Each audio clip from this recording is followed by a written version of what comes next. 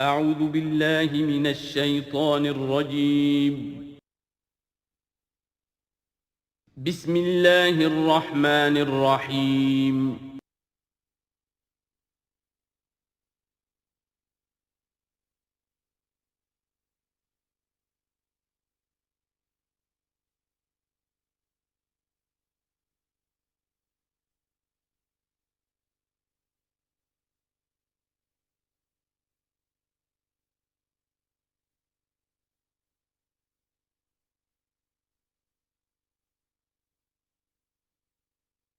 اعوذ باللہ من الشیطان الرجیم بسم اللہ الرحمن الرحیم وَلَقَدْ أَرْسَلْنَا نُوحًا إِلَىٰ قَوْمِهِ فَلَبِثَ فِيهِمْ أَلْفَ سَنَةٍ إِلَّا 50 عَامًا فَأَخَذَهُمُ الطُّوفَانُ وَهُمْ ظَالِمُونَ صدق اللہ العظیم رب اشرح لي صدری ويسر لي امری واحلل عقدۃ من لسانی یفقہوا قولی۔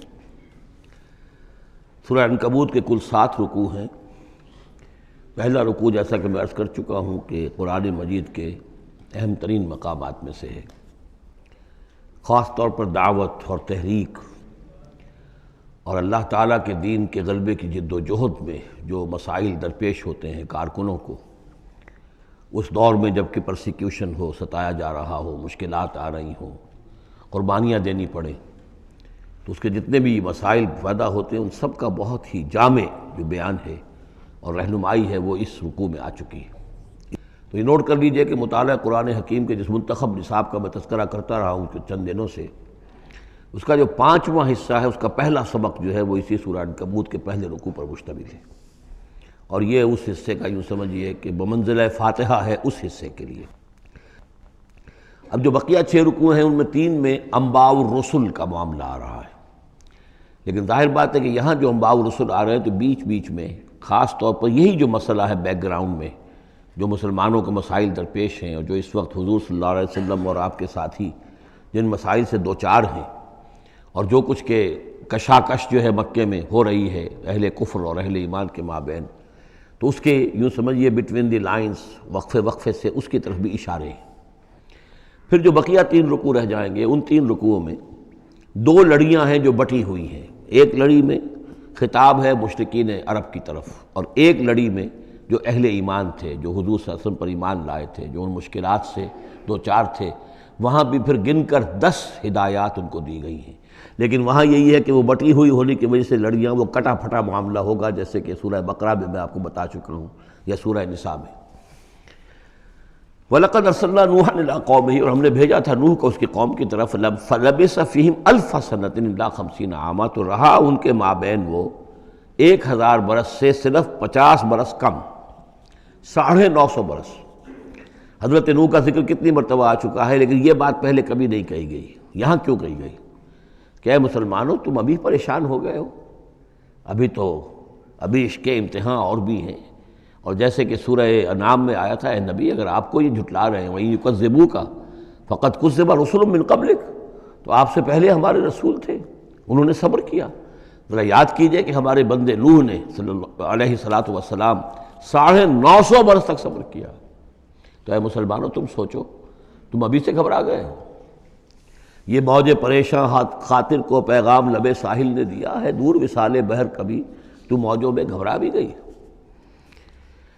فَأَخَذَهُمُ الطُّوفَانُ وَهُمْ ظَالِمُونَ، تو اس کی قوم کو، حضرت نوح کی قوم کو آ پکڑا طوفان نے، اور وہ ظالم تھے، گناہگار تھے۔ فَأَنجَيْنَاهُ وَأَصْحَابَ السَّفِينَةِ، تو ہم نے بچا لیا اس کو یعنی حضرت نوح کو اور کشتی والوں کو۔ وَجَعَلْنَاهَا آیَةً لِّلْعَالَمِينَ، اور اسے ہم نے بنا دیا تمام جہانوں کے لیے، تمام جہان والوں کے لیے ایک نشانی۔ وَإِبْرَاهِيمَ، اور ہم نے بھیجا ابراہیم کو، اذ قال لقومہ، جب کہ اس نے کہا اپنی قوم سے، اعبدوا اللہ واتقوہ، اللہ کی بندگی اختیار کرو اور اس کا تقوی اختیار کرو۔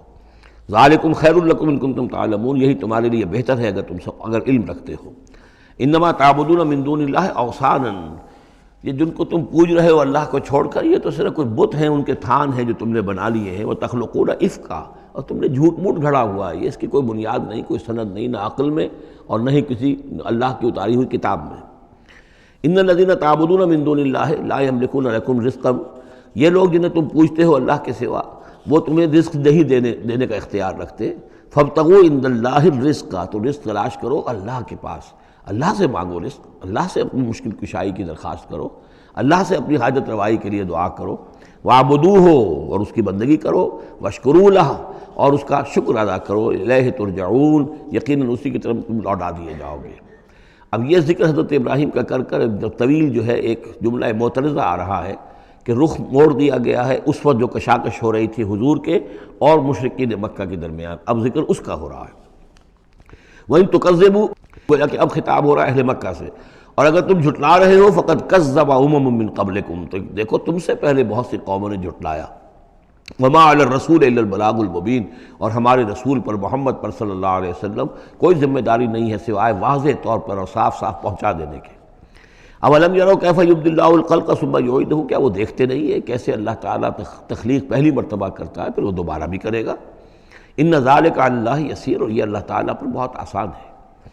قل سیروا فی الارض فانظروا، اور تو ان سے کہیے کہ ذرا گھومو پھرو زمین میں اور دیکھو کیف بدا الخلق، کیسے اللہ تعالیٰ پہلے تخلیق کیا ہے اس نے خلق کو، ثم اللہ ینشئ النشأۃ الآخرہ، پھر اللہ اٹھائے گا یا اٹھاتا ہے۔ دنیا میں بھی ہو رہا ہے کہ کھیتی جو ہے وہ ختم ہو گئی، پھر اگلی پھر فصل آ گئی، پھر فصل آ گئی، تو یہ تو ایک سائیکل چل رہا ہے، اور پھر یہ کہ اللہ تعالیٰ دوسری مرتبہ تمہیں اسی طرح اٹھا دے گا۔ نشأۃ آخرہ جو ہے آخرت کی جو تمہیں اٹھانا ہے وہ اللہ کے اختیار میں ہے۔ ان اللہ علی کل شیء قدیر، یقیناً اللہ ہر شے پر قادر ہے۔ یعذب من یشاء ویرحم من یشاء، وہ جس کو چاہتا ہے عذاب دیتا ہے دے گا، اور جس کو چاہے گا رحم فرمائے گا۔ وإلیہ تقلبون، اور اسی کی طرف تم لوٹا دیے جاؤ گے۔ وما انتم بمعجزین فی الارض، اور تم اسے شکست نہیں دے سکتے زمین میں، ولا فی السماء، نہ آسمان میں، نہ زمین میں کہیں بھاگ کر نہ آسمان میں کہیں بھاگ کر اللہ کو عاجز کر سکتے ہو۔ وما لکم من دون اللہ من ولی ولا نصیر، اور نہیں ہے کوئی تمہارا اللہ کے سوا نہ حمایت، یعنی اللہ کے ورے یا اللہ کے مقابلے میں۔ یہ دون کا لفظ بہت سے معنی دیتا ہے عربی زبان میں، دیکھنا ہوتا ہے کس کانٹیکسٹ میں کیا معنی ہے۔ اس کانٹیکسٹ میں اللہ کے مقابلے میں تمہارا کوئی نہ ولی ہوگا نہ نصیر ہوگا، نہ کوئی حمایتی نہ مددگار۔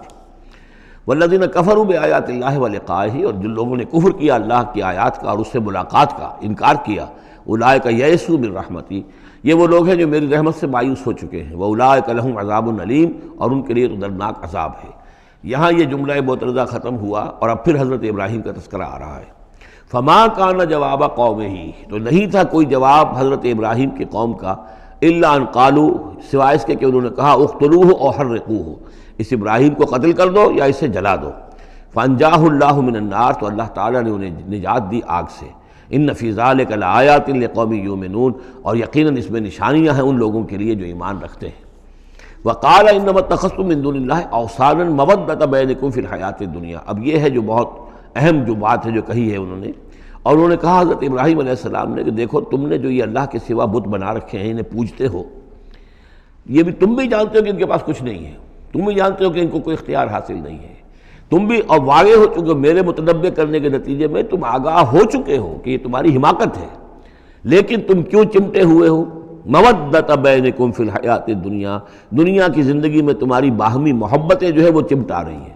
اب کیا کریں، ہماری قوم ہے، ہماری برادری ہے، ہمارا خاندان ہے، وہ سب یہی کر رہا ہے، میں اگر چھوڑ دوں گا تو میں آؤٹ کاسٹ ہو جاؤں گا، میں تو نکل جاؤں گا پھر برادری سے، اکیلا آدمی کیسا رہے۔ یہ چیزیں ہیں کہ جو انسان کو پھر جمع کر رکھتی ہیں۔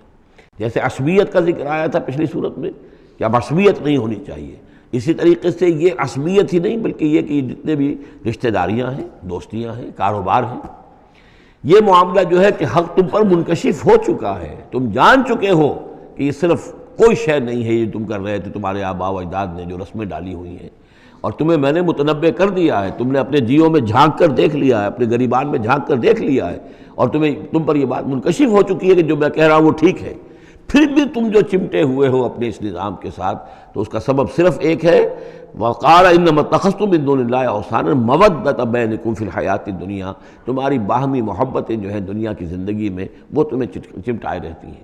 یہی معاملہ ہے اس دنیا میں جب کوئی تحریک اٹھتی ہے اللہ کے دین کے کام کرنے کے لیے، اور بہت مخلص لوگ اس میں شامل ہوتے ہیں، محنت کرتے ہیں، کوشش کرتے ہیں۔ فرض کیجئے کسی شخص سے کوئی غلطی ہو گئی، کوئی غلط رخ مڑ گئی تحریک، اب وہ تحریک جو ہے وہ کافی عرصے کے بعد اس کے اثرات ظاہر ہوئے، اس کے نتائج جو ہے لوگوں کے سامنے آ رہے ہیں، محسوس بھی ہو جاتا ہے کہ یہ واقعتاً ہم کسی غلط راستے پر آ گئے ہیں، لیکن یہ کہ پھر وہ ایک عصبیت جماعتی ایسی پیدا ہو جاتی ہے کہ سب کچھ ماننے کے باوجود پھر اس جماعت کو چھوڑنے کو تیار نہیں ہوتے۔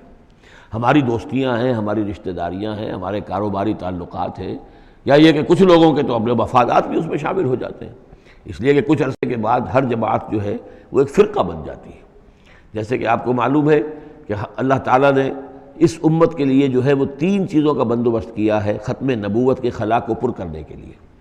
نبوت ختم ہو گئی محمد الرسول اللہ پر، تو جو خلا پیدا ہوا وہ 3 چیزوں سے پر ہوا۔ نمبر 1، قرآن کی حفاظت کا ذمہ اللہ نے لے لیا، جبکہ نہ تورات کا لیا تھا نہ انجیل کا لیا تھا۔ نمبر 2، ہر صدی میں مجددین کے اٹھانے کا اہتمام کر لیا، ایسے لوگ اٹھاتے رہے، نبی تو نہیں ہوں گے، وہی نہیں آئے گی، لیکن وہ دین کو تازہ کریں گے، دین کی حقیقی تعلیمات جو لوگ بھول چکے ہوں گے دوبارہ یاد دلائیں گے، دین کی اصل حقائق کی طرف متوجہ کریں گے۔ اور تیسرا یہ کہ ایک جماعت ضرور قائم رہے گی حق پر، لا تزال فی امتی طائفۃ قائمین علی الحق۔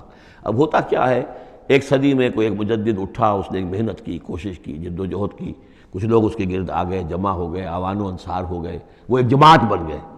لیکن یہ کہ اگلی نسل میں کیا ہوگا، یہ لوگ جو آئے تھے اس کے ساتھ، یہ تو آئے تھے فیس ویلیو پر اس کو قبول کرنے کے، یہ دعوت صحیح ہے، لیکن ان کی اولاد اب اس لیے چمٹ رہی ہے کہ ہمارے والد تھے اس جماعت میں۔ اب یہ عصبیت کا ایک سلسلہ شروع ہوا۔ تیسری نسل میں آ کر پھر یہ ہو جاتا ہے، اتنے عرصے میں اس جماعت کا ایک حلقہ بن گیا، اس کے آپس کے دوستیاں ہیں، تعلقات ہیں، لین دین بھی ہے، رشتہ داریاں بھی ہو گئی ہیں، لہذا وہ ایک فرقے کی شکل اختیار کر لیتے ہیں۔ اب اس فرقے کے ساتھ چمٹ کر لوگ رہتے ہیں، لیکن پھر اللہ تعالیٰ کسی اور کو اٹھاتا ہے، اور پھر کوئی اللہ کا بندہ جو ہے اسی کام کو اثر نو شروع کرتا ہے۔ یہی ہوتا آیا ہے، اسی لیے ہر صدی میں مجددین، اس لیے کہ تیسری نسل میں آ کر دعوت جو ہے وہ لازماً اس کے اندر خرابی پیدا ہو جاتی ہے۔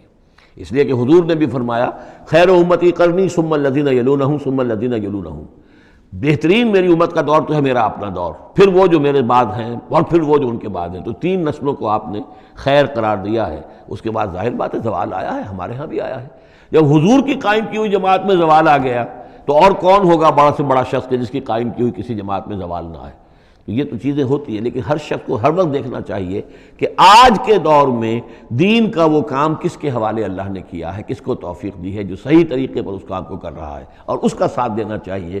کسی جماعتی عصبیت، جس طرح کسی قبائلی عصبیت کے اندر مبتلا نہیں ہونا چاہیے، ایسے ہی کسی جماعتی عصبیت میں بھی مبتلا نہیں ہونا چاہیے۔ یہ ہے وہ اہم بات جو یہاں آئی ہے۔ قال انما اتخذتم من دون اللہ اوثانا مودۃ بینکم فی الحیاۃ الدنیا ثم یوم القیامۃ یکفر بعضکم بعضا ببعض، پھر قیامت کے تم ایک دوسرے کا انکار کرو گے، تم ابھی تو بڑی دوستیاں ہیں، بڑا گٹھ جوڑ ہے، وَيَلْعَنُ بَعْضُكُمْ بَعْضًا، اور تم میں سے بعض دوسروں کو لعنت کریں گے، وَمَأْوَاكُمُ النَّارُ، اور تم سب کا ٹھکانہ ہوگی آگ، وَمَا لَكُم مِّن نَاصِرِينَ، اور نہیں ہوگا کوئی تمہارے لیے مدد کرنے والے۔ فآمن لہ لوط، تو حضرت لوط ایمان لے آئے حضرت ابراہیم پر، وہ ان کے بھتیجے تھے۔ وقال انی مہاجر الی ربی، اور حضرت ابراہیم نے کہا میں اپنے رب کی طرف ہجرت کر رہا ہوں۔ وہ اپنا ملک چھوڑ کر چلے آئے شام کی طرف۔ قرآن مجید میں کہیں بھی پھر اس کے بعد یہ تذکرہ نہیں ملتا کہ ان کی قوم کا کیا حشر ہوا، پیچھے ان کو ہلاک کیا گیا، کیا ہوا، واللہ عالم۔ انہ هو العزیز الحکیم، یقیناً اللہ تعالیٰ زبردست ہے، حکمت والا۔ ووہبنا لہ اسحاق و یعقوب، اور ہم نے اسے اسحاق جیسا بیٹا دیا، یعقوب جیسا پوتا دیا۔ وجعلنا فی ذریتہ النبوۃ والکتاب، اور پھر ہم نے اسی کی نسل میں، اسی کی اولاد میں نبوت اور کتاب رکھ دی۔ یہ نوٹ کر لیجئے کہ حضرت ابراہیم علیہ السلام کے بعد کوئی نبی، کوئی رسول اس دنیا میں ان کی نسل سے باہر نہیں آیا، لیکن یہ کہ ان کی نسل کہاں کہاں پھیلی ہے یہ ہم نہیں جانتے۔ حضرت ابراہیم کے بیٹے حضرت اسحاق، ان کی نسل کتنی تھی، کہاں کہاں گئی ہے۔ تورات نے تو محفوظ رکھا ہے صرف یعقوب کو، اس لیے کہ بنی اسرائیل کیونکہ یہ لوگ ہیں، اس اپنی نسلی وہ جو بات تھی اس کے حوالے سے حضرت یعقوب کے بارے میں تو ساری چیزیں موجود ہیں۔ حضرت اسحاق کی کوئی اور بیٹا بھی تھا کہ نہیں تھا، عیسو تھا مثلا، تو وہ عیسو کہاں ہے، اس کی اولاد کہاں گئی۔ اس طرح بنی قطورہ، کئی بیٹے تھے حضرت ابراہیم کے حضرت قطورہ سے، تو ان میں سے صرف ایک کا ہمیں تذکرہ ملتا ہے، اور وہ ہے حضرت شعیب جس نسل میں آئے ہیں، مریم کی اولاد، باقی کہاں گئے۔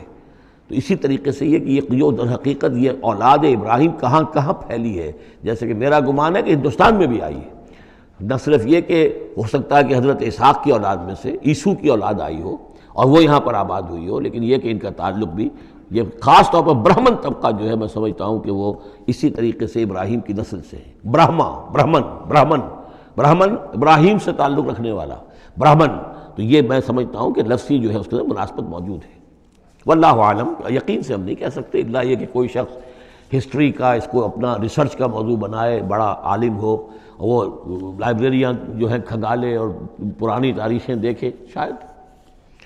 وَوَهَبْنَا لَهُ إِسْحَاقَ وَيَعْقُوبَ وَجَعَلْنَا فِي ذُرِّيَّتِهِ النُّبُوَّةَ وَالْكِتَابَ، ہم نے اسی کی نسل میں، اسی کی اولاد میں نبوت اور کتاب رکھ دی۔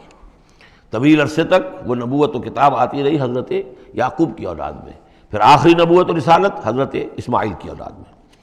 وَآتَيْنَاهُ أَجْرَهُ فِي الدُّنْيَا، ہم نے اسے اجر جو ہے دنیا میں بھی عطا فرمایا۔ وَإِنَّهُ فِي الْآخِرَةِ لَمِنَ الصَّالِحِينَ، اور یقیناً وہ آخرت میں ہمارے بڑے نیک بندوں میں سے ہیں۔ وَلُوطًا، اور ہم نے لوط کو بھیجا، اِذْ قَالَ لِقَوْمِهِ إِنَّكُمْ لَتَأْتُونَ الْفَاحِشَةَ، جب انہوں نے کہا اپنی قوم سے، یہ جو قوم کہا گیا مجازن، حقیقتاً وہ قوم ان کی نہیں تھی، حضرت لوط جو ہے وہ تو بھیجے گئے ہیں ان شہروں کی طرف، یہی ایک استثناء ہے، ورنہ ہر قوم کی طرف رسول اسی کی امت اسی میں سے بھیجا گیا۔ لیکن چونکہ حضرت ابراہیم کے بعد کوئی رسول کسی اور قوم میں ہو نہیں سکتا، اس لیے عامورہ اور صدوم کی بستیوں میں جو بھیجے گئے وہ حضرت لوط ہیں جو حضرت ابراہیم علیہ السلام کے بھتیجے ہیں۔ انکم لتاتون الفاحشۃ، تم لوگ بڑی بے حیائی کا ارتکاب کر رہے ہو، ما سبقکم بہا من احد من العالمین، تمام جہان والوں میں کسی قوم نے تم سے پہلے یہ حرکت نہیں کی۔ انکم لتاتون الرجال، کیا تم مردوں کی طرف آتے ہو اپنی شہوت کو پورا کرنے کے لیے، وتقطعون السبیل، اور راستہ مارتے ہو، یعنی فطرت کا راستہ تو یہ ہے، اولاد ہوتی ہے تو ہوتی ہے مرد اور عورت کے ملاپ سے، تم نے جو راستہ اختیار کیا تو گویا کہ اس فطرت کی راہ کو تم کاٹ رہے ہو۔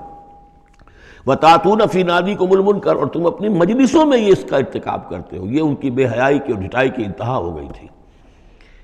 فما کان جواب قومہ، تو نہیں تھا جواب اس کی قوم کا کوئی، الا ان قالوا، سوائے اس کے کہ انہوں نے کہا ائتنا بعذاب اللہ ان کنت من الصادقین، اے لوط اگر سچے ہو تو اللہ کا عذاب لے آؤ۔ قال رب انصرنی علی القوم المفسدین، تو انہوں نے حضرت لوط نے دعا کی پروردگار میری مدد فرما ان مفسدوں کے خلاف۔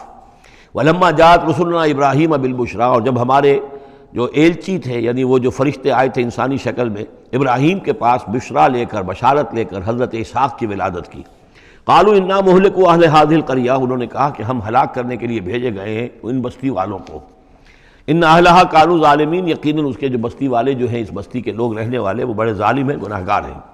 قال ان فیہا لوطا، حضرت ابراہیم نے کہا اس میں تو لوط بھی تو ہے اسی بستی کے اندر۔ قالوا نحن اعلم بمن فیہا، انہوں نے کہا ہمیں خوب معلوم ہے کہ کون کون ہے اس میں۔ لننجینہ اہلہ الا امرأتہ، ہم اسے بچا لیں گے، نجات دیں گے اس کو بھی، اس کے گھر والوں کو بھی، سوائے اس کی بیوی کے، کانت من الغابرین، وہ ہوگی رہ جانے والوں میں۔ ولما ان جاءت رسلنا لوطا، اور جب وہ ہمارے ایلچی جو ہیں وہ پہنچے حضرت لوط کے پاس، سیء بہم، ان کو دیکھ کر وہ پریشان ہوئے، وضاق بہم ذرعا، اور ان کا دل جو بہت تنگ ہوا، خوبصورت لڑکوں کی شکل میں آئے تھے۔ وقالوا لا تخف ولا تحزن، انہوں نے کہا نہیں آپ نہ کوئی خوف کھائیں اور نہ کوئی رنجیدہ ہوں، انا منجوک واہلک، ہم تو آپ کو نجات دینے کے لیے آئے ہیں اور آپ کے گھر والوں کو، الا امرأتک، سوائے آپ کی بیوی کے، کانت من الغابرین، وہ پیچھے رہنے والوں ہی میں ہے۔ انا منزلون علی اہل هذه القریۃ رجزا من السماء، ہم نازل کرنے والے ہیں اس بستی کے رہنے والوں پر ایک آفت، ایک عذاب آسمان سے، بما کانوا یفسقون، بسبب اس فسق کے اور فجور کے اور گندگی کے جو وہ کر رہے تھے۔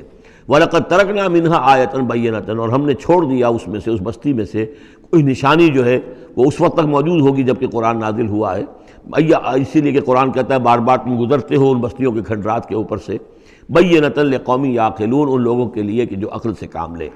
وَإِلَىٰ مَدْيَنَ أَخَاهُمْ شُعَيْبًا، اور مدین کی طرف ہم نے بھیجا ان کے بھائی شعیب کو۔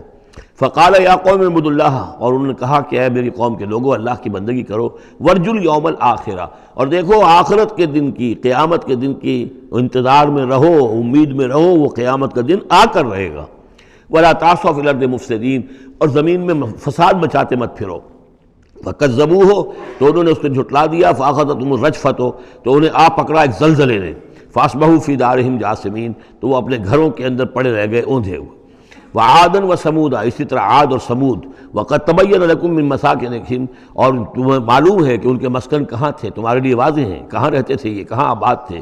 بزین لہم الشیطان اعمالہم، اور شیطان نے ان کے لیے ان کے برے اعمال کو، مشرکانہ افعال کو مزین کر دیا تھا، اسی میں مگن تھے، خوش تھے۔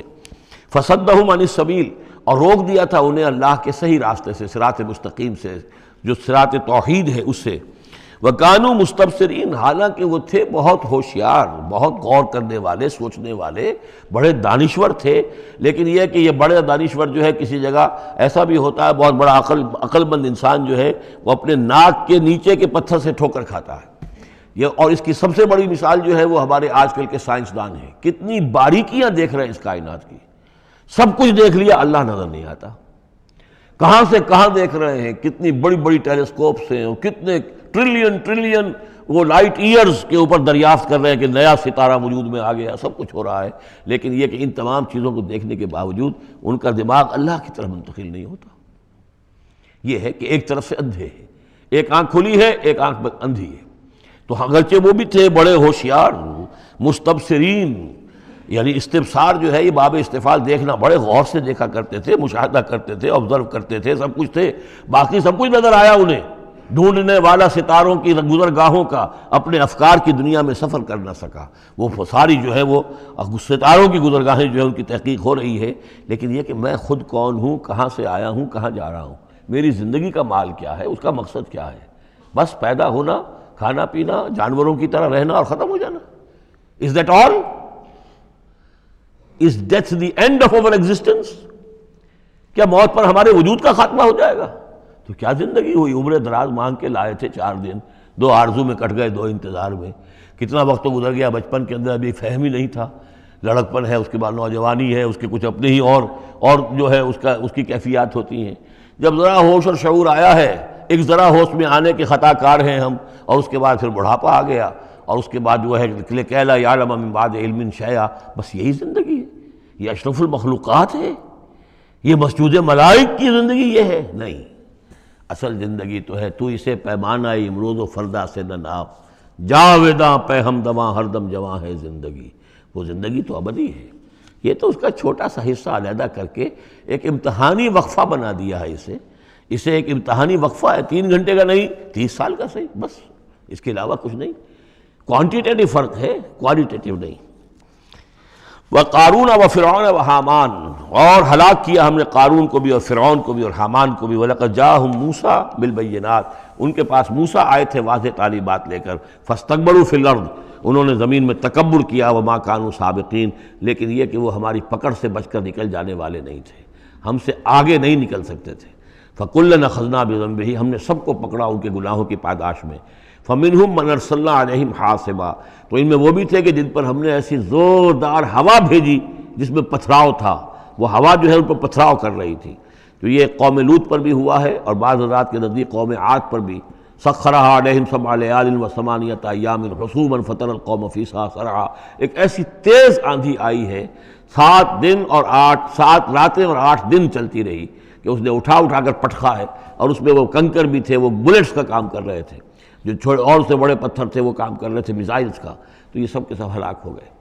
فمنہم من ارسلنا علیہ حاصبا ومنہم من اخذته الصیحہ، اور ان میں سے وہ بھی تھے کہ جن کو ایک چنگھاڑ نے آ پکڑا. یہ سمود اور اہل مدین تھے. ومنہم من خسفنا به الارض، ان میں وہ بھی تھے کہ جنہیں ہم نے زمین میں دھسا دیا. یہ قارون کا معاملہ ہے جو سورہ قصص میں آ چکا ہے. ومنہم من اغرقنا، اور وہ بھی تھے جنہیں ہم نے غرق کر دیا. اور غرق کرنے کے 2 طریقے ہوئے. ایک تو یہ کہ جو قوم آباد تھی، قوم نوح جہاں تھی، وہی غرق کیا، وہی کا وہی. لیکن یہ کہ ایک یہ ہے کہ فرعون کو اور اس کے فوج کو اور لاؤ لشکر کو ان کے محل سے نکال کر، ان کے شہروں سے نکال کر لا کر اور دریا سمندر میں غرق کیا. وما كان الله ليظلمهم، لیکن اللہ تعالیٰ ان پر ظلم کرنے والا نہیں تھا. ولكن كانوا انفسهم يظلمون، بلکہ یہ تو وہ خود اپنے اوپر ظلم کر رہے تھے. مثل الذين اتخذوا من دون الله اولیاء كمثل العنکبوت، یہ بھی اس حصے کی ان 3 رکوعوں کی بڑی اہم آیت ہے، تمثیل ہے. مثال ان لوگوں کی کہ جنہوں نے اللہ کے سوا کسی کو اپنا حمایتی بنا رکھا ہے. یہ حمایتی غیر مرئی بھی ہو سکتے ہیں، جیسے یہ ہماری دیوی ہے، یہ دیوتا ہے، یہ اس کی کرپا چاہیے، اس کی نظر کرم ہو. یہ ہمارے جو اولیاء اللہ ہیں، ذرا ان کی طرف سے اگر کچھ ہمیں فیض پہنچ جائے. اور یہ بھی ہوتا ہے دنیا میں بھی، مادی اعتبار سے بھی. اور یہ جو بھی کاز اینڈ ایفیکٹ کا سلسلہ، اس کے تحت بھی تو ہم آخر لوگوں کو اپنا دوست سمجھتے ہیں، یہ ہمارے حمایتی ہیں، یہ ہماری مدد کریں گے. لیکن واقعہ یہ ہے کہ سوائے ایک اللہ کی دوستی کے باقی ساری دوستیاں جو ہیں وہ مکڑی کے جالے جتنی بس مضبوط ہیں، اس سے زیادہ نہیں ہے. مثل الذین اتخذوا من دون اللہ اولیاء کمثل العنکبوت، جن لوگوں نے اللہ کو چھوڑ کر کسی اور کو اپنا پشت پناہ اور مددگار بنایا ہے، کسی اور پر توکل ہے، کسی اور پر سہارا ہے، امریکہ ہماری مدد کرے گا۔ وہ جو کچھ سن 71 میں ہوا وہ آپ کو معلوم ہے، وہ بیڑا اس کا جہاز بھی آ رہا تھا، لیکن یہ کہ کوئی مدد ہماری نہیں کی گئی، کوئی نہیں ہے، کوئی کسی کا سہارا بننے والا نہیں ہے۔ سہارا تو اگر کوئی ہے تو وہ اللہ ہے، لیکن اس کو تم نے چھوڑ دیا، اس کو سہارا نہیں بنایا۔ مثل الذین اتخذوا من دون اللہ اولیاء کمثل العنکبوت اتخذت بیتا، یہ بکری بھی تو ایک گھر بناتی ہے، جالا بناتی ہے۔ وَإِنَّ أَوْهَنَ الْبُيُوتِ لَبَيْتُ الْعَنكَبُوتِ، اور سب جانتے ہیں کہ تمام گھروں میں سب سے زیادہ کمزور گھر وہ اس مکڑی کا گھر ہے۔ لَوْ كَانُوا يَعْلَمُونَ، کاش کہ انہیں معلوم ہوتا۔ إِنَّ اللَّهَ يَعْلَمُ مَا يَدْعُونَ مِن دُونِهِ مِن شَيْءٍ، اللہ خوب جانتا ہے کہ جس کو یہ پکار رہے ہیں اللہ کے سوا کوئی شے ہے ہی نہیں۔ وَهُوَ الْعَزِيزُ الْحَكِيمُ، اور وہ زبردست ہے حکمت والا۔ وَتِلْكَ الْأَمْثَالُ نَضْرِبُهَا لِلنَّاسِ وَمَا يَعْقِلُهَا إِلَّا الْعَالِمُونَ، اور یہ مثالیں ہیں کہ جو ہم لوگوں کے لیے بیان کرتے ہیں لیکن نہیں سمجھتے ان سے مگر وہی لوگ کہ جو علم رکھنے والے ہیں۔ خلق اللہ السماوات والارض، اللہ تعالیٰ نے آسمان اور زمین تخلیق فرمائے، بالحق، حق کے ساتھ۔ ان فی ذلک لآیۃ للمؤمنین، یقیناً اس میں نشانی ہے اہل ایمان کے لیے۔ اب یہ جو بقیہ 3 رکوع ہیں 21ویں پارے میں آ رہے ہیں، یہ جیسا کہ میں نے عرض کیا اس میں 2 لڑیاں ہیں بٹی ہوئی۔ ایک لڑی ہے خطاب اہل ایمان سے، یہاں ایک جگہ آپ کو مل جائے گا کہ براہ راست خطاب بھی ہے، یا عبادی الذین آمنوا، یا ایھا الذین آمنوا والا جو ہے کہ جو مدنی صورتوں میں جو خطاب کا صیغہ ہے وہ تو یہاں بھی نہیں آیا، لیکن براہ راست خطاب کیا ہے۔ لیکن یہ کہ اگر گنتی کریں گے تو کچھ 10 احکام اور دیے گئے ہیں ان لوگوں کو جو دین کے لیے کسی محنت کے اندر، جد و جہد میں، اس کو غالب کرنے کی کسی کوشش میں، اس کی تحریک میں، اس کی دعوت میں لگے ہوئے ہوں، اور اس میں ان کے لیے مصائب ہوں، مشکلات ہوں، تکالیف ہوں، پریشانیاں ہوں، تو ان کے لیے کیا ہدایات ہیں۔ سب سے پہلی ہدایت 100 ہدایتوں کی ایک ہدایت، اتل ما اوحی الیک من الکتاب، تلاوت کرتے رہا کرو اس شے کی جو وحی کی گئی ہے آپ کی جانب کتاب میں سے۔ یہی ہم پڑھ چکے ہیں سورہ کہف میں بھی، وَاتْلُ مَا أُوحِیَ إِلَيْکَ مِن کِتَابِ رَبِّکَ لَا مُبَدِّلَ لِکَلِمَاتِهِ وَلَن تَجِدَ مِن دُونِهِ مُلْتَحَدًا۔ وہی بات، سب سے بڑا سہارا بندہ مومن کا کیا ہے؟ اللہ پر جتنا یقین ہوگا، اللہ پر جتنا بھروسہ ہوگا، اللہ سے جتنا تعلق ہوگا اتنا ہی صبر کرے گا۔ وَاصْبِرْ وَمَا صَبْرُكَ إِلَّا بِاللَّهِ، اور اللہ کے ساتھ تعلق کا سب سے بڑے ذریعہ یہ قرآن مجید ہے۔ طرفوا بِأَيْدِيكُمْ وَطَرَفُوا بِيَدِ اللَّهِ، اس کا ایک سرا تمہارے ہاتھ میں ہے، ایک سرا اللہ کے ہاتھ میں ہے۔ القرآن حبل اللہ الممدود من السماء إلى الأرض، حضرت عبداللہ ابن مسعود کی روایت کردہ حدیث ہے، حضور نے فرمایا یہ اللہ کی رسی ہے، مضبوطی کے ساتھ تھام لو اس کو، یہ تنی ہوئی ہے زمین سے آسمان تک۔ تو وَاعْتَصِمُوا بِحَبْلِ اللَّهِ جَمِيعًا، تو اس کے لیے یہ کہ قرآن پڑھا کرو۔ اتل ما اوحی الیک من الکتاب وَأَقِمِ الصَّلَاةَ، اور قرآن کے بعد نمبر 2 نماز قائم کرنا۔ یہ نماز جو ہے اقم الصلاۃ لذکری، یہ سورہ طٰہٰ میں ہم پڑھ آئے ہیں، حضرت موسیٰ کو پہلی وحی ہو رہی ہے، پہلی گفتگو ہو رہی ہے کوہ طور پر، اقم الصلاۃ لذکری ان الصلاۃ تنہیٰ عن الفحشاء والمنکر، یقیناً یہ نماز روکتی ہے بے حیائی کے کاموں سے بھی اور برے کاموں سے بھی۔ وَلَذِکْرُ اللَّهِ اکبر، اور جان لو اللہ کا ذکر سب سے بڑی شے ہے۔ یہاں ذکر کو علیحدہ نہ سمجھیں، یہی ذکر ہے، قرآن جو ہے الذکر ہے۔ ہم نے سورہ ہجر میں دیکھا الذکر، انا نحن نزلنا الذکر وانا لہ لحافظون، تو ذکر میں سب سے پہلے قرآن ہے۔ نمبر 2 اقم الصلاۃ لذکری، نماز قائم کرو میری یاد کے لیے۔ قرآن تو ہے ہی مجسم ذکر، نماز ذکر کے لیے ہے۔ اب تیسری چیز کیا ہے؟ ادعیہ معصورہ ہیں محمد رسول اللہ صلی اللہ علیہ وسلم کی، زندگی کا ہر کام کرتے ہوئے دعا ہے۔ آپ بیت الخلاء میں داخل ہو رہے ہیں تو دعا ہے، نکل رہے ہیں تو دعا ہے، گھر سے باہر جا رہے ہیں دعا ہے، گھر میں داخل ہو رہے ہیں دعا ہے، شیشہ دیکھا ہے تو دعا ہے، کپڑے بدلے ہیں دعا ہے، ہر کام کیجئے وہ، لیکن یہ کہ آپ کا اس وقت اللہ کے ساتھ ذہنی رشتہ قائم رہتا ہے۔ چوتھے نمبر پر جو بھی اور حضور نے فرمائے ہیں، یہ 33 مرتبہ سبحان اللہ اور 33 مرتبہ الحمدللہ اور اللہ اکبر، یہ بھی ذکر ہے۔ تو یہ تمام شکلیں ذکر کی ہیں، صرف کسی ایک شے کو ذکر نہ سمجھے ہمارے ہاں یہ بن گیا بس اللہ اللہ کر رہے ہیں تو ذکر ہے، نہیں، ذکر میں سب سے پہلے قرآن کی تلاوت ہے۔ اتل ما اوحی الیک من الکتاب واقم الصلاۃ ان الصلاۃ تنہیٰ عن الفحشاء والمنکر ولذکر اللہ اکبر واللہ یعلم ما تصنعون۔ ایک تو یہ ہدایت ہو گئی، اللہ خوب جانتا ہے جو تم کر رہے ہو۔ دوسری ہدایت ولا تجادلوا اہل الکتاب الا باللتی ہی احسن، جنہیں پہلے تم سے کتاب دی گئی تھی ان سے جھگڑا مت کرو مگر بہترین طریقے پر، ان سے بات کرو تو بڑے ہی اسلوب سے کرو، خوبصورتی سے کرو، بات کو سمجھانے کے لیے کرو، ان کی توہین نہ ہو کہ جذبات کو آپ بھڑکنے نہ دیں، ان میں حمیت جاہلی جو ہے اپنی امکانیت تک تو کوشش کریں کہ وہ بھڑکے نہ، باقی پھر وہ جو کرتے ہیں اللہ کے ہاں وہ ذمہ دار ہوں گے، لیکن ان سے گفتگو کرو تو بڑے عمدگی کے ساتھ کرو۔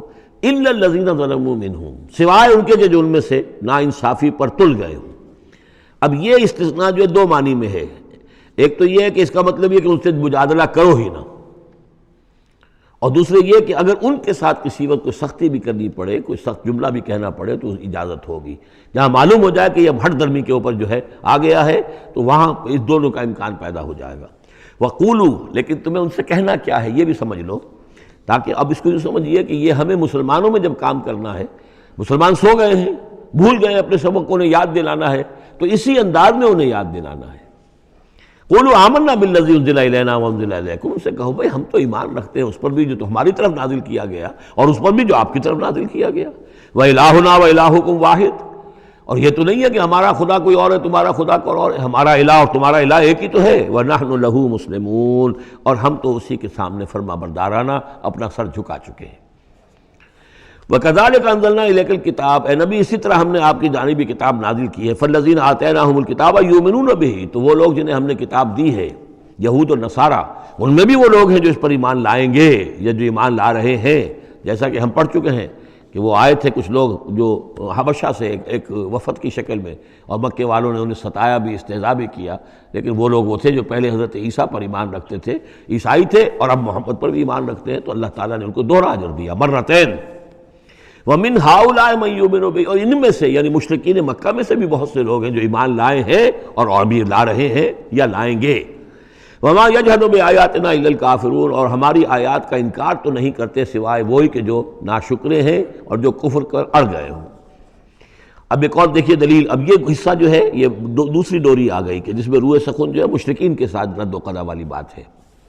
وَمَا كُنْتَ تَتْلُو مِن قَبْلِهِ مِن كِتَابٍ، ارے نبی آپ تو اس سے پہلے، اس قرآن کے آپ پر نازل ہونے سے پہلے آپ کوئی کتاب پڑھتے ہی نہیں تھے، آپ دنیاوی اعتبار سے پڑھے ہوئے آدمی ہیں ہی نہیں، آپ نے تعلیم حاصل کی نہیں، لکھنا پڑھنا سیکھا نہیں۔ وَلَا تَخُطُّهُ بِيَمِينِكَ، نہ ہی آپ اپنے داہنے ہاتھ سے کچھ لکھتے تھے، کوئی کتاب لکھتے تھے، نہ پڑھتے تھے نہ لکھتے تھے۔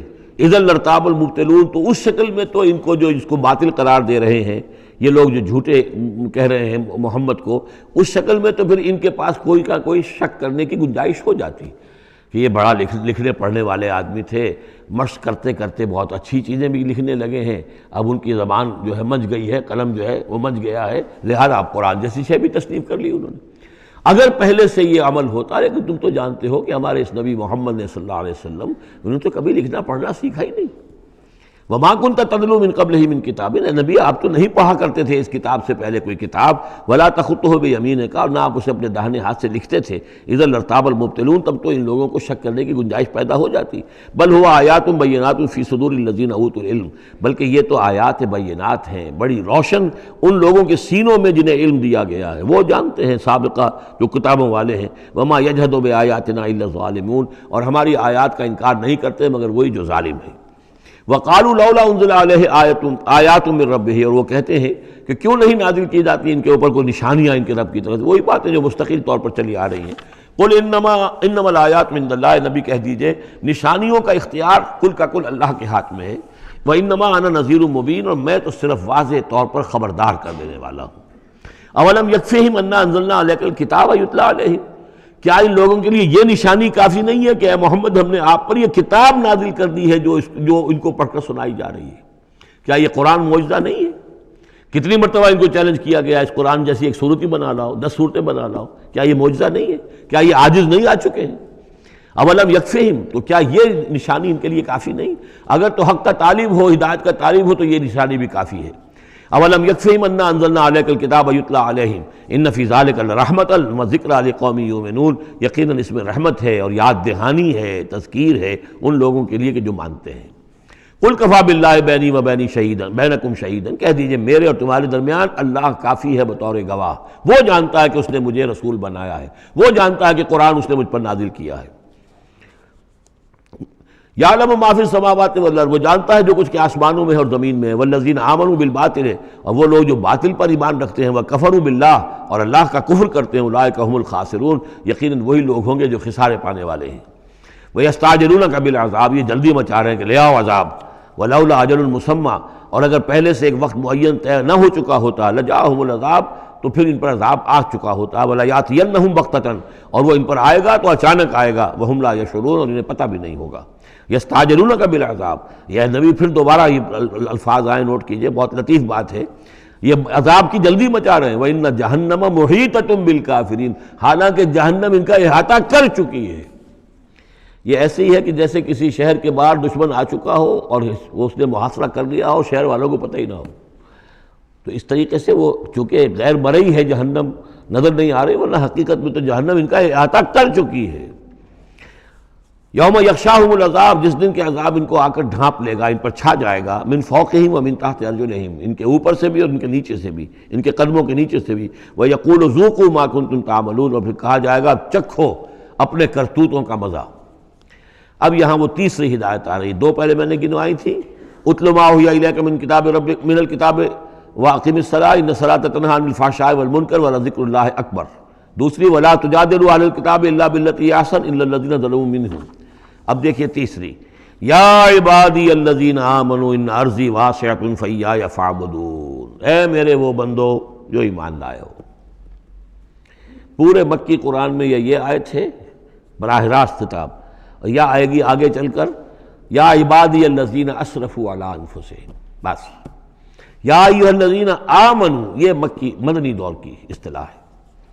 یا عبادی الذین آمنوا، بڑا اس میں جو ہے نا بڑی عنایت ہے، شفقت ہے، اے میرے وہ بندو جو مجھ پر ایمان لائے ہو۔ ان ارضی واسعۃ، میری زمین بڑی کشادہ ہے، کیا معنی ہے؟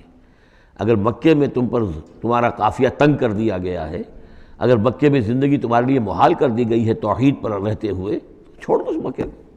یہ ہجرت کا اشارہ ہے، در حقیقت ہجرت حبشہ جو ہے یہ اس کی طرف رہنمائی ہے اس آیت کے اندر، کہ چلے جاؤ، اگر یہاں برداشت سے باہر ہو رہا ہے، تمہارے لیے ناقابل برداشت اگر ہو رہا ہے یہاں کا معاملہ، اور نہیں مزید تو ہندر پاتے، تو اس ملک کو چھوڑ، اس جگہ کو چھوڑ دو۔ یا عبادی الذین آمنوا ان ارضی واسعۃ، میری زمین بڑی کشادہ ہے، فایای فاعبدون، پس صرف میری ہی بندگی کرو۔ چوتھی ہدایت، کل نفس ذائقۃ الموت، دیکھو موت تو آنی ہی آنی ہے، آج آ جائے کل آ جائے، آج نہ آئے کل آ جائے گی۔ آخر عمار اور یاسر کو ابو جہل نے اگر فرض کرو کہ ذبح کر دیا ہے، تو فرض کیجئے کہ چند دن اور جیتے تو موت تو پھر بھی آنی تھی نا۔ تو کل نفس ذائقۃ الموت، اگر یہ بات ذہن میں رہے کہ موت تو آنی ہی آنی ہے، آج نہیں تو کل، تو پھر بھی انسان جو ہے اس کے اندر ہمت بنی رہے گی کہ میں خام خواہ اپنی زندگی بچانے کے لیے حق کو چھوڑوں اور باطل سے ساز باز کروں، اس سے مصالحت کروں۔ ثم الینا ترجعون، اور پھر تم ہماری طرف لوٹا دیے جاؤ گے۔ پانچویں بات، والذین آمنوا وعملوا الصالحات لنبوئنہم من الجنۃ غرفا، ہمارے اس وعدے پر پختہ یقین رکھو کہ جو ایمان لائیں گے اور نیک عمل کریں گے، ہم لازماً ان کو جگہ دیں گے اس جنت کے بالا خانوں میں، جو سورہ فرقان کے آخری رکوع میں آیا تھا، اولئک یجزون الغرفۃ بما صبروا، انہیں غرفہ بالا خانہ ملے گا۔ تو من الجنت غرفاً، جروں کے بالا خانے ملیں گے جنت کے، تجری من تحت الانہار خالدین فیہا، جس کے نیچے ندیاں بہتی ہوں گی، اس میں وہ ہمیشہ ہمیش رہیں گے۔ نعم اجر العاملین، کیا ہی اچھا ہوگا عمل کرنے والوں کا اجر۔ چھٹی بات، الذین صبروا وعلی ربہم یتوکلون، وہ لوگ کہ جو صبر کریں اور اپنے رب پر توکل کریں۔ صبر کرو اور توکل کرو، دو ہی چیزیں ہیں، جو آئے جھیلو، صبر کرو، برداشت کرو، اور جو کچھ کرنا ہے اس میں توکل اللہ پر ہو، اپنی ذات پر نہیں، اپنی طاقت پر نہیں، اپنی صلاحیت پر نہیں، اپنی ذہانت پر نہیں، اپنی فطانت پر نہیں، اپنی لیاقت پر نہیں، سارا توکل اللہ پر، نہ مادی اسباب و وسائل پر۔ اگلی ہدایت اور آ رہی ہے، وَكَأَيٍّ مِّن دَابَّةٍ لَّا تَحْمِلُ رِزْقَهَا، یہ بھی نہ سمجھو کہ تمہارا رزق جو ہے کسی کے قبضے میں ہے وہ روک دے گا، اور تمہیں کیا کھاؤ گے کیا پیو گے۔ وَكَأَيٍّ مِّن دَابَّةٍ، تم دیکھتے نہیں کتنے حیوانات ہیں زمین میں، لا تحمل رزقها، کیا وہ اپنا رزق اٹھائے پھرتے ہیں؟ بڑا پیارے الفاظ ہیں انجیل میں، متی کی انجیل میں حضرت مسیح علیہ السلام کا جو پہاڑی کا وعظ ہے، اس میں انہوں نے اپنے شاگردوں سے خطاب کر کے کہا، کیوں فکر کرتے ہو کہ کیا کھاؤ گے کیا پیو گے؟ جنگل کی چڑیوں کو نہیں دیکھتے؟ نہ وہ کاشت کرتی ہیں، نہ ہل چلاتی ہیں، نہ بیج بوتی ہیں، نہ فصل کاٹ کر کہیں رکھتی ہیں، نہ کھتے بھرتی ہیں، پھر بھی میں تم سے کہتا ہوں کہ وہ خالی پیٹ صبح گھر سے نکلتی ہیں، شام کو آسودہ ہو کر آ جاتی ہیں۔ تو جو رب تمہارا جو رب ان کو چڑیوں کو کھلا رہا ہے وہ تمہیں نہیں کھلائے گا؟ اور کیوں فکر کرتے ہو کہ کیا پہنو گے، لباس کہاں سے ملے گا؟ جنگل کی سوسن کو نہیں دیکھتے کہ جتنا خوبصورت لباس اس کو اللہ نے دیکھ رکھا ہے؟ یہ جو بھی پودے ہیں اور جو پھول ہیں ان کے، تو سلیمان بھی اپنی ساری شان و شوکت کے باوجود ویسا ملبس نہ تھا، ویسا خوبصورت لباس تو سلیمان کو بھی میسر نہیں تھا جو اللہ نے ان پھولوں کو دے رکھا ہے۔ تو غور کرو، جو وہ زمین کی اس گھاس پھوس کو اور ان پودوں کو اس قدر حسین لباس دے رہا ہے، عمدہ لباس دے رہا ہے، جو ابھی ہیں اور کل نہیں ہوں گے، یا یہ کہ کاٹ کر اور وہ چولہوں میں جلا دی جائے گی گھاس، تو کیا وہ تمہیں نہیں پہنائے گا؟ لیکن تم یقین نہیں کرتے۔ توکل اور ایمان، یہ دونوں چیزیں ساتھ ساتھ جائیں گی۔ جتنا اللہ پر ایمان ہے اتنا ہی توکل ہوگا، جتنا ایمان کمزور ہے توکل بھی نہیں ہو سکے گا۔ تو الذین صبروا علی ربہم یتوکلون وکأی من دابۃ لا تحمل رزقہا، یہ سارے جو ہیں چوپائے اپنا رزق لیے نہیں پھرتے، اللہ یرزقہا وایاکم، اللہ انہیں بھی رزق دیتا ہے، تمہیں بھی دے گا، وہو السمیع العلیم، اور یقیناً وہ سب کچھ سننے والا جاننے والا ہے۔ ایسا نہیں کہ اسے معلوم نہ ہو کہ میرا بندہ بھوکا ہے، میرا وفادار، میرا سپاہی، میرے دین کے لیے کام کرنے والا، اسے یہ معلوم نہ ہو کہ اس کو احتیاج ہے، اس کی کوئی ضرورت ہے۔ وہ نہ معلوم کس کے دل میں ڈالے گا کہ جو اس کے لیے ذریعہ بنا دے گا اس کو، اور اس کی ضرورت پوری ہو جائے گی۔ اب اس کے بعد وہ دوسری کڑی آ گئی کہ جس میں پھر اب وہ مشرکین مکہ سے وَلَئِن سَأَلْتَهُم مَّنْ خَلَقَ السَّمَاوَاتِ وَالْأَرْضَ وَسَخَّرَ الشَّمْسَ وَالْقَمَرَ، اگر ان سے آپ پوچھیں گے کس نے پیدا کیا آسمان اور زمین اور کس نے مسخر کیا سورج اور چاند کو، لَيَقُولُنَّ اللَّهُ، وہ کہیں گے اللہ نے، فَأَنَّىٰ يُؤْفَكُونَ، پھر کہاں سے یہ لوٹا دیے جاتے ہیں۔ اللہ یبسط الرزق لمن یشاء من عبادہ ویقدر لہ، یہ اللہ ہی ہے کہ جو اپنے بندوں میں سے جس کے لیے چاہتا ہے رزق کو کشادہ کر دیتا ہے، اور جس کے لیے چاہتا ہے ماپ تول کر دیتا ہے، کم کر دیتا ہے۔ ان اللہ بکل شیء علیم، یقیناً اللہ تعالیٰ ہر چیز پر ہر چیز کا علم رکھتا ہے۔ وَلَئِن سَأَلْتَهُم مَّن نَّزَّلَ مِنَ السَّمَاءِ مَاءً فَأَحْيَا بِهِ الْأَرْضَ مِن بَعْدِ مَوْتِهَا، اور اگر آپ ان سے پوچھیں گے کس نے برسایا آسمان سے پانی اور زندہ کیا زمین کو اس کے مردہ ہو جانے کے بعد، لَيَقُولُنَّ اللَّهُ، وہ کہیں گے فوراً اللہ نے کیا۔ قُلِ الْحَمْدُ لِلَّهِ، کہو پھر کل حمد کل شکر بھی اللہ ہی کے لیے ہے، بل اکثرہم لا یعقلون، لیکن یہ لوگ ان کی اکثریت عقل سے کام نہیں لیتی۔ اب اگلی اور ہدایت آ رہی اہل ایمان کے لیے، وما هذه الحیاۃ الدنیا الا لہو ولعب وان الدار الآخرۃ لہی الحیوان لو کانوا یعلمون۔ دیکھو مسلمانوں، یہ دنیا کی زندگی تو کھیل کود کے سوا کچھ نہیں، کھیل ہے، کچھ جی کا بہلا لینا ہے، یہ ڈرامہ ہے جو ہو رہا ہے۔ یہاں بادشاہ ہوتا ہے کچھ عرصے کے لیے بادشاہ، جیسے ڈرامے میں بادشاہ ہوتا ہے، لیکن جب مرے گا تو کیا وہ بادشاہت کہاں رہ جائے گی؟ ایسے ہی ڈرامے سے نکل آئے گا، لباس اتار دے گا، تو ایک ایکٹر کا ایکٹر ہے، چاہے وہ فقیر تھا پہلے اس ڈرامے کے اندر، اور دوسرا ایکٹر جو ہے بادشاہ تھا، باہر نکل کر 3 گھنٹے کے بعد دونوں کے دونوں ایک جیسے ہیں، اور وہ نہ وہ بادشاہ بادشاہ ہے، نہ وہ فقیر فقیر ہے۔ یہ ہے عارضی سا ہے، لیکن یہ کہ ان الدار الآخرۃ لہی الحیوان، یقیناً آخرت کا گھر وہ ہے اصل زندگی، زندگی وہ ہے۔ لو کانوا یعلمون، کاش کہ ہمیں معلوم ہوتا، لو کننا نعلم، کاش کہ ہمیں معلوم ہوتا۔ یہ بھی نوٹ کر دیجئے، آخرت کو صرف مان لینا کہ ہاں آخرت ہے، بعث بعد الموت ہے، یہ کافی نہیں ہے، یہ معلوم ہو کہ اصل زندگی وہی ہے۔ میں نے جو اس کی تشبیہ جو ہے بیان کی ہے بعض مواقع پر، کہ ایک کتاب ہوتی ہے، اس کا دیباچہ بھی ہوتا ہے، اس کا کوئی ضمیمہ بھی ہوتا ہے، چھوٹا سا ضمیمہ۔ ہمارا جو تصور ہے وہ یہ کہ اصل کتاب زندگی تو یہ دنیا کی زندگی ہے، ہاں ایک ضمیمہ اب لگا ہوا ہے آخرت کا، اس کی اہمیت ہمارے نزدیک اتنی ہے، ضمیمہ ہے بس، دنیا کی زندگی اصل زندگی ہے۔ ہونا کیا چاہیے کہ یہ دنیا کی زندگی تو دیباچہ ہے، اصل کتاب جو ہے وہ آخرت کی زندگی ہے۔ یہ ریشو پروپورشن کم سے کم، حالانکہ ویسے تو فائنائٹ اور انفائنائٹ کے درمیان کوئی ریشو پروپورشن ہو ہی نہیں سکتی، ایک لامحدود زندگی اور ایک محدود زندگی، کیا اس میں ریشو پروپورشن ہوگی؟ لیکن یہ کہ پھر بھی اگر کوئی کرنی ہے تو دیباچہ اور کتاب زندگی اصل موت کے بعد کھلے گی، یہ دیباچہ ہے، یہ مقدمہ ہے۔ ہم نے کیا سمجھا ہے اصل زندگی، کتاب زندگی یہ ہے، ہاں ایک ضمیمہ بھی اس کے ساتھ ہے جس کا نام آخرت ہے۔ فَإِذَا رَكِبُوا فِي الْفُلْكِ، پھر انہی مشرکین سے پھر خطاب ہو رہا ہے، اور یہ مضمون کئی بار آ چکا ہے۔ جب یہ سوار ہوتے ہیں کشتی میں دعوا اللہ مخلصین لہ الدین، تو پھر یہ اللہ ہی کو پکارتے ہیں اس کے لیے اپنی اطاعت کو خالص کرتے ہوئے. فلما نجاہم الی البر، اور جب اللہ تعالیٰ انہیں نجات دے دیتا ہے خشکی کی طرف، اذا ہم یشرکون، تو پھر یہ شرک کرنا شروع کر دیتے ہیں. لیکفروا بما آتیناہم، تاکہ یہ ناشکری کریں اور کفر کریں ہماری دی ہوئی نعمتوں کی، ولیتمتعوا، اور تاکہ بس مزے اڑا لیں. فسوف یعلمون، پھر یہ جان لیں گے. الہاکم التکاثر حتی زرتم المقابر کلا سوف تعلمون ثم کلا سوف تعلمون. اصل حقیقت اس وقت کھلے گی. اولم یروا انا جعلنا حرما آمنا، یہ پھر اہل ایمان سے کہا جا رہا ہے، کیا یہ دیکھتے نہیں کہ ہم نے حرم کو ان کے لیے امن کی جگہ بنا دیا ہے. وَيُتَخَطَّفُ النَّاسُ مِنْ حَوْلِهِمْ، اور لوگ جو ہیں اچک لیے جاتے ہیں ان کے ارد گرد سے. باقی عرب کے اندر تو امن و امان تھا ہی نہیں. أَفَبِالْبَاطِلِ يُؤْمِنُونَ وَبِنِعْمَةِ اللَّهِ يَكْفُرُونَ، تو کیا یہ باطل پر ایمان رکھتے ہیں اور اللہ کی نعمت کا یہ کفران کر رہے ہیں. وَمَنْ أَظْلَمُ مِمَّنِ افْتَرَىٰ عَلَى اللَّهِ كَذِبًا أَوْ كَذَّبَ بِالْحَقِّ لَمَّا جَاءَهُ، اس شخص سے بڑا ظالم اور کون ہوگا جس نے کوئی چیز گھڑ کر اللہ کی طرف منسوب کر دی، اور اسی طرح وہ شخص کہ جس نے اللہ کی طرف سے آئے ہوئے حق کی تکذیب کر دی جبکہ اس کے پاس آیا. یہ دونوں ہم بدن جرم ہیں. یعنی اگر میں جھوٹ موٹ قرآن جو ہے خود تصنیف کر کے اللہ کی طرف منسوب کر رہا ہوں تو مجھ سے بڑا ظالم اور گناہ گار کوئی نہیں. لیکن یہ بھی سوچ لو، اگر واقعتاً یہ اللہ کا کلام ہے جو میں تمہارے سامنے پیش کر رہا ہوں اور تم اس کی تکذیب کر رہے ہو تو تم سے بڑا ظالم کوئی نہیں. الیس فی جہنم مثوی للکافرین، تو کیا جہنم ہی میں ٹھکانہ نہیں ہے ان کافروں کا. اور آخری آیت جو ہے پھر اسی سیغے میں لنہدین والذین جاہدوا فینا، اہل ایمان کے دلجوئی کے لیے گھبراؤ نہیں، پریشان نہ ہو.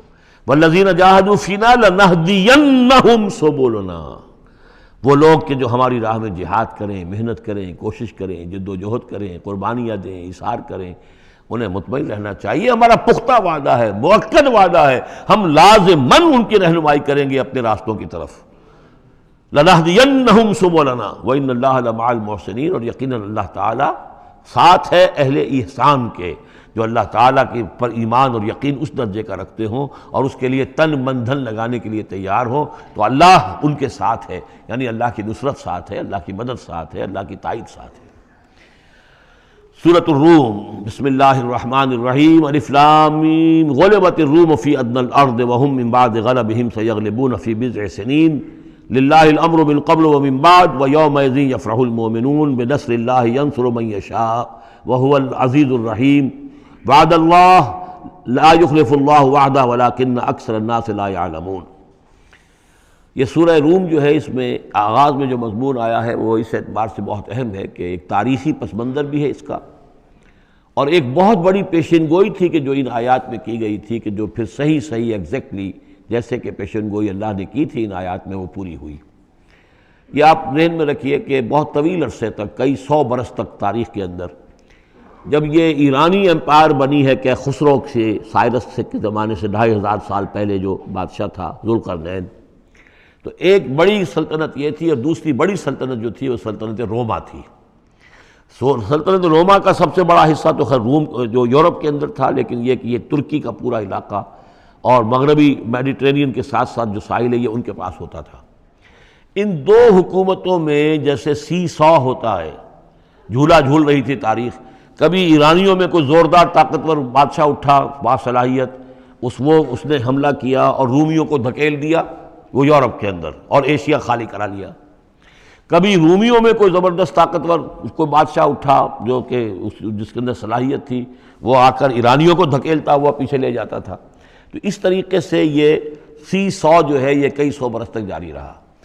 حضور کی بعثت کے زمانے میں ایسا معاملہ ہوا ہے کہ سن 614 میں، 602 سے لے کر 614 تک، اور حضور کی ولادت ہوئی ہے 571 میں، یعنی جب حضور کی عمر 31 برس تھی اس سے لے کر اور 45 برس کی عمر تک ایک مسلسل جنگ چلی ہے ان دونوں کے مابین، روم اور ایران کی.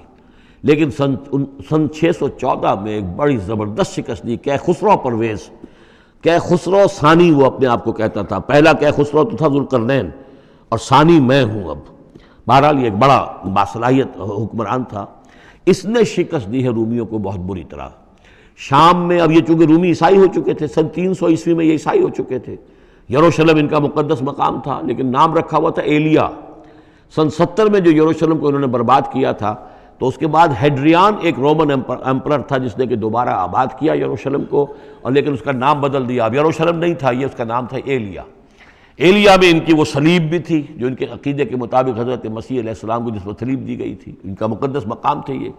ان سب سے بھی ان کو کھدیڑ دیا، تقریباً ترکی سے بھی نکال دیا، استنبول جو ہے قسطنطنیہ، اس پر بھی اندیشہ ہوا کہ شاید ایرانی حملہ کر دیں گے۔ اس حد تک رومیوں کا حال پتلا ہو گیا۔ اب ہو یہ رہا تھا کہ جو عرب میں مکے میں ادھر حضور کی دعوت ہے، شروع ہو چکی ہے، 5 برس ہو گئے حضور کو دعوت دیتے ہوئے، یا یہ کہ 15 برس ہونے کو آئے ہیں، لیکن ہوتا یہ تھا کہ یہ مشرکین مکہ یہ سمجھتے تھے کہ ایرانی تو ہمارے بھائی ہیں، وہ مشرک ہیں، آتش پرست ہیں، اور یہ نصرانی جو ہیں، یہ عیسائی جو ہیں، یہ مسلمانوں کے قریب تر ہیں، اس لیے کہ یہ عیسیٰ کو ماننے والے، موسیٰ کو ماننے والے، تو یہ لوگ جو ہیں ان سے قریب ہیں۔ تو وہ بغلے میں جا رہے تھے کہ مسلمانوں تمہارے جو ساتھی ہیں یا تم جیسے جو لوگ ہیں، تمہارے قریب کے لوگ پٹ رہے ہیں، دیکھو ہمارے ساتھی جو ہیں وہ بڑے فتح مند ہو رہے ہیں، وہ آگ کے پوجنے والے، وہ مشرک جو نہ موسیٰ کو مانتے ہیں، نہ عیسیٰ کو مانتے ہیں، نہ تورات کو مانتے ہیں، نہ انجیل کو مانتے ہیں، انہوں نے تمہارے ان ساتھیوں کو کس طریقے سے کھدیڑ دیا ہے، شکست دی ہے۔ تو اس پر مسلمانوں کو صدمہ ہوا، اس پر یہ آیات نازل ہوئی کہ اگرچہ اس وقت تو فی الواقع صورت کی بن گئی ہے، لیکن چند ہی سالوں کے اندر یہ صورت بدل جائے گی، اور یہ کہ رومیوں کو غلبہ حاصل ہو جائے گا، یہ پیشن گوئی کی گئی۔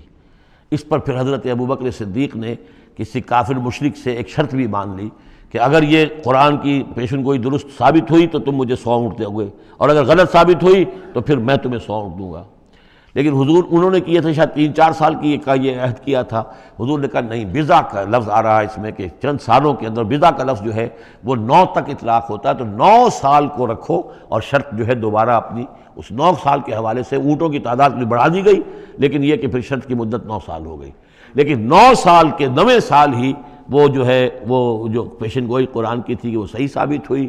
ہرقل جو تھا، ہرقل اعظم، اس نے پھر لمبا چکر دیا، بجائے اس راستے سے آنے کے وہ بحیرہ کیسپین کی طرف سے ہو کر، پیچھے سے ہو کر آیا ہے، اور سرپرائز اٹیک کیا اس نے ایران پر، اور بڑی زبردست شکست دی ایران کو، اور اپنی شکست کا بدلہ چکا لیا، اور یہ سارا علاقہ شام وغیرہ کا جو ہے وہ اس نے واگزار کرا لیا۔ اور وہی تھا زمانہ جب کہ مسلمانوں کو میدان بدر میں فتح حاصل ہوئی۔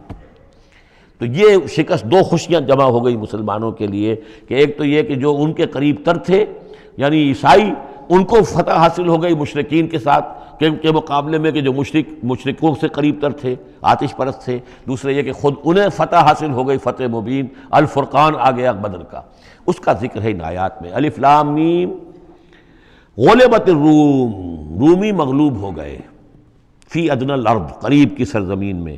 وہ جغرافیہ تو آپ کو دکھایا تھا نقشہ، جزیرہ نمائے عرب، اور اس کے اوپر ایک طرف شام ہے، ایک طرف عراق ہے، اور ادھر عراق کے ساتھ میں ایران ہے، تو قریب جزیرہ نمائے عرب سے قریب ترین ممالک ہیں۔ فی ادنی الارض، قریب کے ملک میں رومی غالب آ گئے، لیکن وہم من بعد غلبہم سیغلبون، وہ اپنی اس مغلوبیت کے بعد ان قریب دوبارہ غالب آئیں گے، فی بضع سنین، چند سالوں میں۔ اور یہ بضع کا لفظ جو ہے یہ 9 تک پر اس کا اطلاق ہوتا ہے، 10 سے کم 9۔ تو حضور نے اسی لیے کہا کہ 9 سال، چونکہ تم شرط مان رہے، اور شرط اس وقت تک شرط لگانا حرام قرار نہیں دیا گیا تھا، ابھی نہ جوئے کی حرمت آئی ہے نہ شراب کی حرمت آئی ہے، اس لیے اس میں آپ کوئی تعجب نہ کریں کہ حضرت ابوبکر نے شرط لگائی۔ تو فرمایا الف لام میم، غلبت الروم فی ادنی الارض وهم من بعد غلبہم سیغلبون فی بضع سنین للہ الامر من قبل ومن بعد، اللہ ہی کا اختیار تھا، اللہ ہی کے ہاتھ میں تھا سارا معاملہ، پہلے بھی اور بعد میں بھی۔ وَيَوْمَئِذٍ يَفْرَحُ الْمُؤْمِنُونَ، اس روز اہل ایمان خوشیاں منائیں گے۔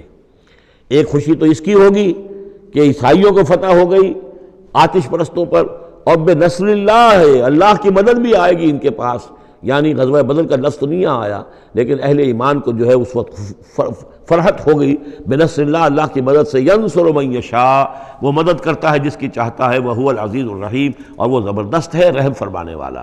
وعد اللہ، یہ اللہ کا وعدہ ہے، یہ ہو کر رہے گا۔ لا یخلف اللہ وعدہ، اور اللہ تعالیٰ اپنے وعدے کے خلاف نہیں کرتا۔ ولکن اکثر الناس لا یعلمون، لیکن اکثر لوگ علم نہیں رکھتے۔ یہ ہیں وہ 6 آیات کہ جو اس موقع پر نازل ہوئی ہیں، اور اس کو سمجھ لیجئے کہ یہ تقریباً 614 عیسوی، جبکہ حضور صلی اللہ علیہ وسلم کو دعوت دیتے ہوئے تقریباً 5 برس ہو گئے تھے۔ 610 میں 5واں برس تھا، 610 میں آپ پر وحی شروع ہوئی ہے، اور پھر 9 برس کے بعد وہ غزوہ بدر بھی ہوا اور ان کو بھی فتح حاصل ہو گئی۔ یعلمون ظاہرا من الحیات الدنیا، یہ لوگ جو ہیں، اب یہ باقی تو جو مدنی صورت مکی صورت ہے سورہ روم، اور یہ بہت مشابہ ہے سورہ نحل کے، اللہ تعالیٰ کی نعمتوں کے حوالے سے، اللہ تعالیٰ تذکیر بے آلاء اللہ کے حوالے سے اس کا مضمون وہی ہے بنیادی۔ یعلمون ظاہرا من الحیات الدنیا، یہ لوگ دنیا کی زندگی کے بھی صرف ظاہر کو جانتے ہیں، وہم عن الآخرۃ ہم غافلون، اور آخرت سے یہ بالکل ہی غافل ہیں۔ یعنی دنیا کی زندگی تو یہ حقیقت یہ ہے کہ یہ مزرعۃ الآخرہ ہے، دنیا کی زندگی کی بھی اصل حقیقت یہ ہے کہ یہ کھیتی ہے جس میں بونا ہے آخرت میں کاٹنے کے لیے۔ وہ یہ بھول گئے کہ یہ آخرت کی کھیتی ہے، باقی جو ظاہر ہے اس کا کھاؤ پیو عیش کرو، بس یہی ان کے سامنے رہ گیا ہے، اور آخرت ان کے ذہنوں سے بالکل اوجھل ہو گئی ہے۔ اولم یتفکروا فی انفسہم، کیا یہ اپنی ذات میں غور نہیں کرتے؟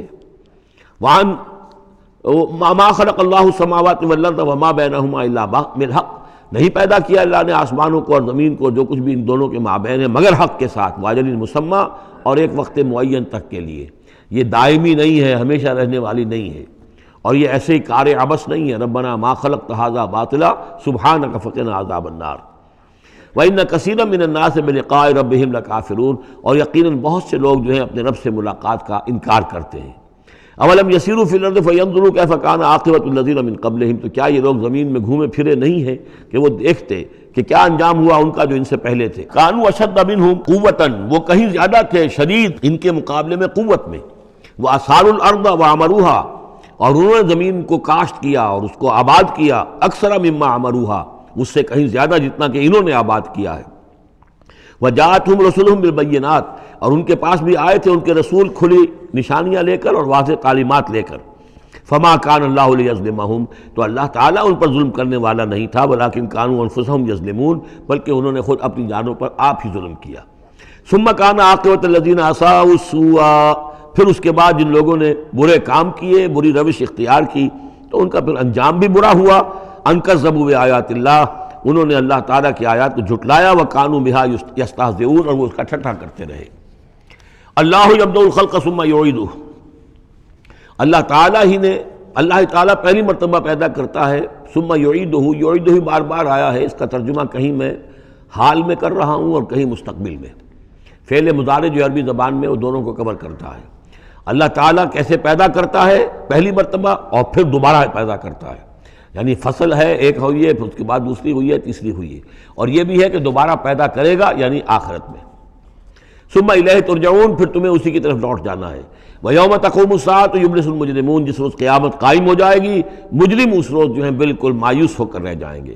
ولم یکن لہم من شرکائہم شفاع، اور نہیں ہوں گے ان کے شریکوں میں سے کوئی بھی ان کے لیے شفاعت کرنے والے۔ وَكَانُوا بِشُرَكَائِهِمْ كَافِرِينَ، اور خود یہ بھی اس روز پھر اپنے ان شرکاء کا کفر کریں گے جب دیکھیں گے کہ وہ ہمارا کوئی مدد کرنے کو تیار نہیں۔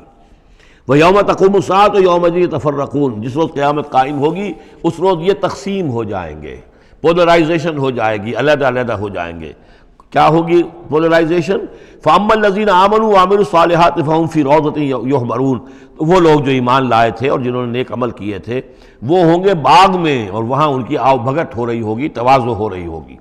وَأَمَّا الَّذِينَ كَفَرُوا وَكَذَّبُوا بِآيَاتِنَا وَلِقَاءِ الْآخِرَةِ، اور وہ لوگ جنہوں نے کفر کیا تھا اور ہماری آیات کو جھٹلایا تھا اور آخرت کی ملاقات کا انکار کیا تھا، فَأُولَٰئِكَ فِي الْعَذَابِ مُحْضَرُونَ، تو وہ عذاب میں حاضر کر دیے جائیں گے، پکڑے ہوئے گرفتار کر کے عذاب میں لا کر حاضر کر دیے جائیں گے۔ فَسُبْحَانَ اللَّهِ حِينَ تُمْسُونَ وَحِينَ تُصْبِحُونَ، یہ اسی انداز میں دیکھیے سورہ نحل میں یہ آیت آئی تھی، بس اور انعام میں بھی۔ پھر اللہ ہی پاک ہے اس وقت بھی جب تمہیں شام ہوتی ہے، تم شام کرتے ہو، وحین تصبحون، اور جب کہ تم دوپہر ہوتی ہے، وحین تصبح جب صبح کرتے ہو، وَلَهُ الْحَمْدُ فِي السَّمَاوَاتِ وَالْأَرْضِ، اور اسی کے لیے ہے حمد اور تعریف آسمانوں میں اور زمین میں، وَعَشِيًّا وَحِينَ تُظْهِرُونَ، اور رات کے وقت بھی اور جب کہ دوپہر ہوتی ہے، ظہر کا وقت ہوتا ہے۔ یہ بھی نمازوں کے اوقات ہی کے حوالے سے، صبح کے وقت کی نماز ہے، شام کے وقت کی نماز ہے، رات کی نماز ہے، ظہر کی نماز ہے۔ یخرج الحی من المیت، وہ نکالتا ہے زندہ کو مردہ سے۔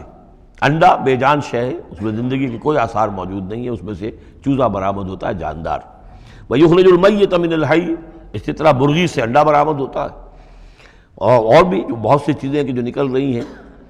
ویحیی الارض بعد موتہا، اور وہ زندہ کر دیتا ہے زمین کو اس کے مرنے کے بعد۔